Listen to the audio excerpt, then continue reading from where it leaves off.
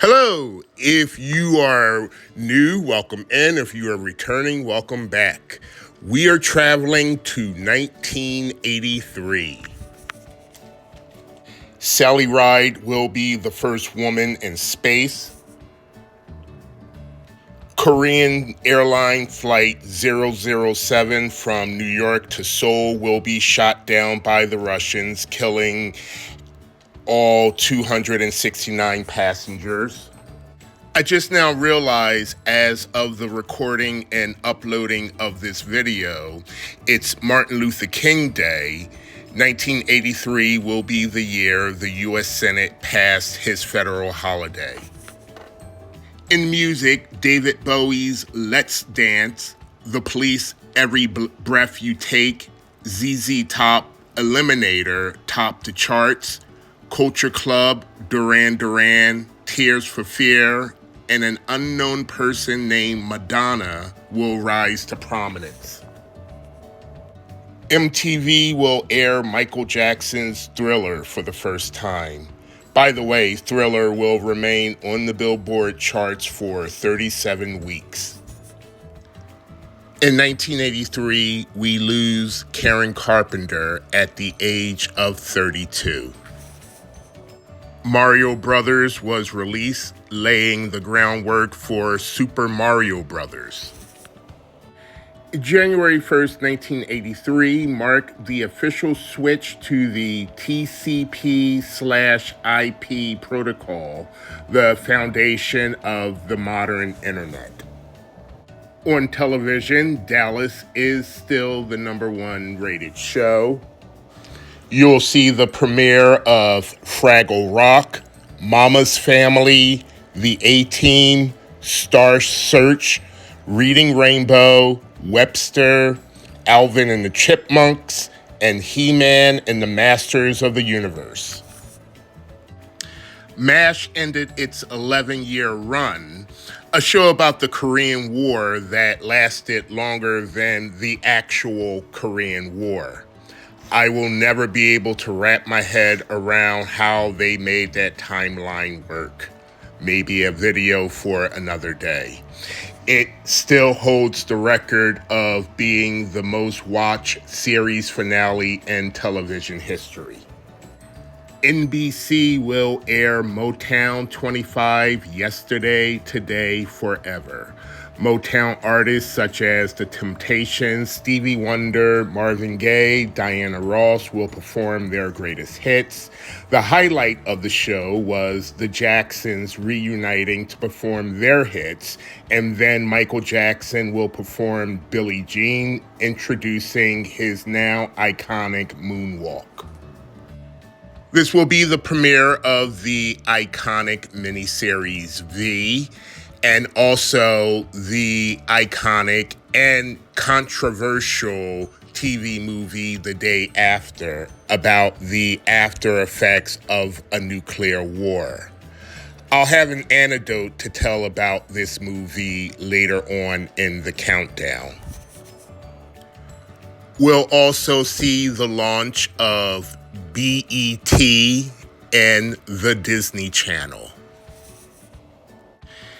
At the Academy Awards, Meryl Streep wins Best Actress for Sophie's Choice, Ben Kingsley wins Best Actor for Gandhi, and Gandhi wins Best Picture for 1982.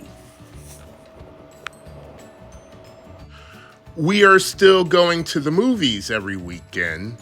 This is the year I will largely start going by myself, having more of a choice of what I want to see.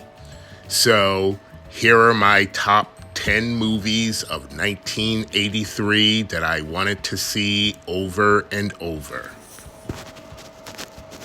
Before we get into it, please hit that like and subscribe. Your support goes a long way in helping me make more and better videos. At number 10, Psycho 2. An IMDb overview, it's 22 years later and Norman Bates is coming home. After being judged as legally sane in a court of law, Norman Bates is released from a mental institution against the protest of Lila Loomis, the sister of Marion Crane. Upon his return to his home and the motel that lays in the shadows, Norman strikes up a friendship with Mary, a waitress at the local diner. Just as he tries to adjust back to normality, there are murders around the site of the Bates Motel.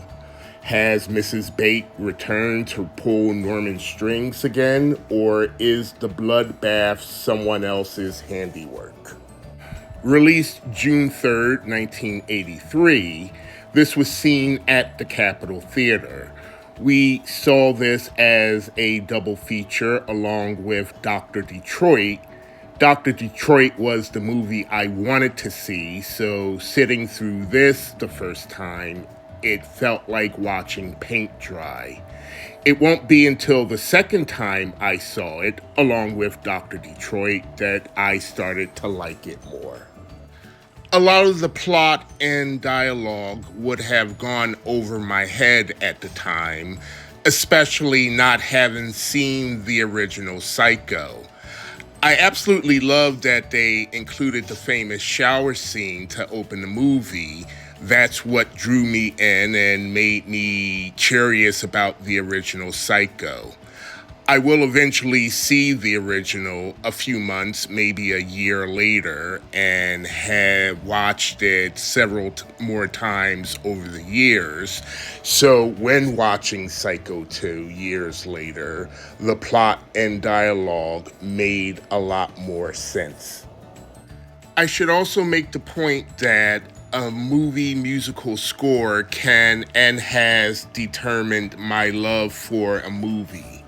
A musical score can be one of the reasons I wanted to see a movie over and over. Part of the reason I wanted to see this again was its score by Jerry Goldsmith. At number 9, Mr. Mom. When Jack is laid off from his job, his stay-at-home wife finds a job. Jack is now a stay-at-home dad, and the hilarity ensues of how inept he is at household chores and grocery shopping and taking care of the kids. Released August 19th, 1983, this is a movie I saw by myself at Sam's Place Theater. This movie would have been my first introduction to Ann Jillian and Martin Mull.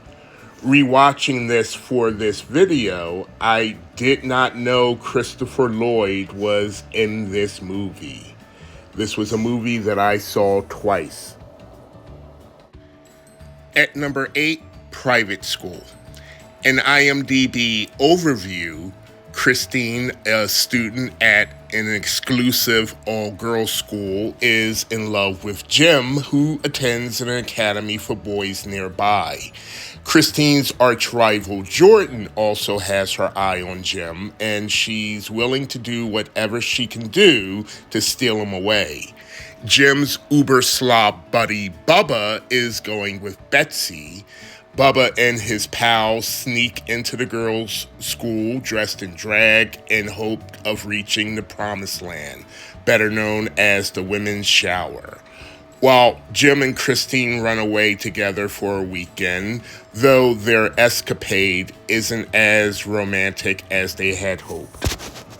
Released July 29th, 1983, this was saw at the Regency Theater. As I said in my last video, last year's Porky's opened the floodgates of teenage sex comedy movies that we'll see, and 1983 will be at its peak. You'll see movies like Screwballs, Spring Break, Class, My Tutor. These are movies that I'm listing off the top of my head. I'm probably missing 3 or 4 more. This would have been my first introduction to Matthew Modine. And as I said earlier, a movie score and soundtrack can and has made a difference of me liking the movie. I will admit I owned the soundtrack to this movie on vinyl. At number 7, Porky's 2: The Next Day. This will be the third movie in 2 years that I saw without having seen the first movie. Superman 2, Psycho 2, and now Porky's 2. But in all instances, they recap the first movie in the opening credits. It's the next day. Pee-wee and his pals are still going through their shenanigans while performing in their high school production of A Midsummer Night's Dream and facing resistance from a far-right religious group in the Ku Klux Klan because they have a Native American in the cast. Pee-wee and his friends will get revenge on both groups. What I thought at the time was a hilarious conclusion. Released June 24th, 1983, I saw this at the Capitol Theater later that summer, a double feature along with yet another badly dubbed kung fu movie. If I'm remembering correctly, I think this was the last kung fu movie that the Capitol Theater showed. I saw this 3 times. At number 6, Trading Places. The Duke brothers make a bet that they can turn Billy Ray Valentine, a homeless hustler, into a financial trader, and at the same time, turn Louis Winthrop, a financial trader, into a life of crime by having him arrested and charged with theft and possession, stripped of his money and home. Released June 8th, 1983, this was first seen at the Duke and Duchess Theater. A great second film by Eddie Murphy. Dan Aykroyd showed how versatile an actor he is, and Jamie Lee Curtis is absolutely amazing, and to see her be able to do more than be the so-called Scream Queen. Between the initial release and the summer of 1984, this was seen, I would say, maybe 10 times, if not more, at the Capitol Theater. As I mentioned earlier, I would have an anecdote about the movie the day after. A movie about nuclear war and a nuclear bomb hitting a small town in Kansas. This movie was heavily condemned by the Catholic Church, and we being Catholic, we was encouraged to not watch this movie. The night the movie aired, November 20th, we saw Trading Places at the Capitol Theater. I don't know if the Catholic Church would have thought seeing Trading Places was an acceptable alternative, but that's neither here nor there. The summer of '84, the Capitol Theater was showing a double feature of Trading Places and Star Trek III: The Search for Spock. I initially was there to see Trading Places and thought sitting through Star Trek is going to be like watching paint dry. Nope. I made a 10 movies of '84 where I talk about seeing a double feature of Star Trek and Trading Places and slowly becoming a Star Trek fan. By the way, I think I'm going to recut that 1984 video. This is a learning curve. I'm figuring out how to incorporate actual videos, so stay tuned. And back to Trading Places, I love watching the opening credits and pointing out all the Philly locations, much to the eye roll of my lady. At number 5, A Christmas Story. I don't think I need to go into a deep explanation of the plot. Ralphie really wants an official Red Ryder 200-shot BB gun to be told by everyone, "You'll shoot your eye out." Released November 18th, 1983, this was seen at the Sam Eric 4. Watching the credits back then and seeing directed by Bob Clark and thinking, the same Bob Clark who directed Porky's? I've since learned that this was his passion project, and in order to make this, he had to make Porky's too. I saw this 6 times over my Christmas break. One of the times seeing this, afterwards, I snuck into the other theater where Scarface was playing. I walked in on the scene where Tony kills Frank Lopez and stayed for the rest of the movie. Auntie will take us all to see Scarface a few weeks later at the Capitol Theater, where I fell asleep 20 minutes into the movie. At number 4, Dr. Detroit. An IMDb overview: when Professor Skritlow gets conned into taking on the persona of Dr. Detroit, he soon finds himself up to his neck in luscious ladies and a notorious crime boss called Mom. Released May 6, 1983, this was seen a few weeks later at the Capitol Theater along with Psycho 2. As I said, the movie soundtrack can make me like a movie more. The opening scene with Devo singing the theme, James Brown at the Players Ball, and the overall movie score made me rush out to get the movie soundtrack. This movie was seen 3 times. This would also be my introduction to T.K. Carter, who just passed away a few weeks ago. Rest in peace. At number 3, National Lampoon's Vacation. Clark Griswold takes his family on a cross-country trip to Wally World, where everything that can go wrong has gone wrong. Released July 29th, 1983, I was at a sleepover at my cousin's house, and his mom took us to see this at the Sam Eric 4. This movie had me cracking up from beginning to end. The scene where they got off the wrong exit and ended up in the ghetto. "Hey, can you give me directions?" "Fuck your mama!"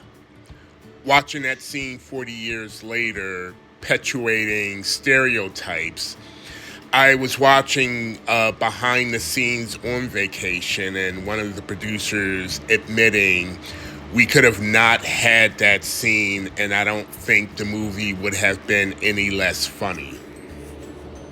Clark tying the dog to the bumper, the car going off the cliff, leaving a dead Aunt Edna on her son's porch.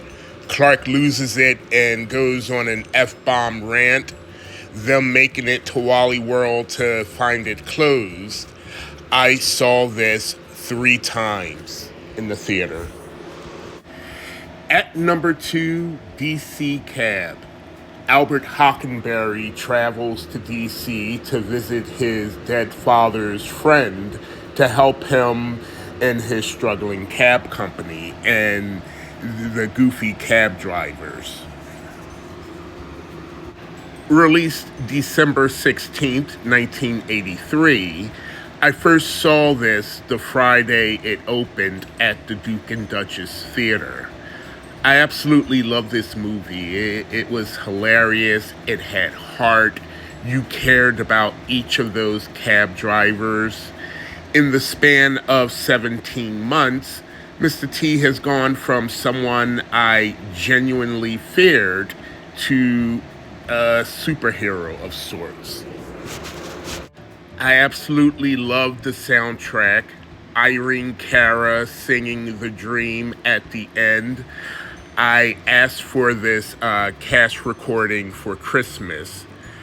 I saw this movie 4 to 6 times while it was in the theater.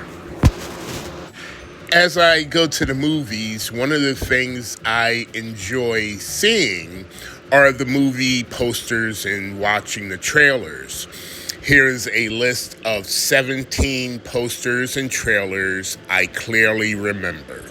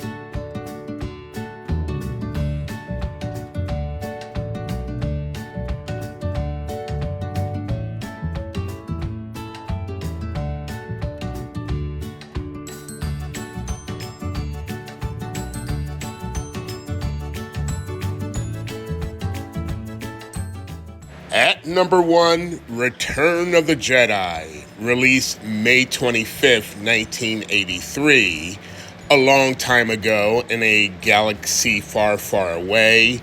This was seen at the Sam Eric 4 with a line stretched around the block. That opening night of seeing it, people applauding when they saw the Star Wars logo, people applauding when each character appeared for the first time. Overall enjoyment. To say that I saw this 10 times, I might be undercounting.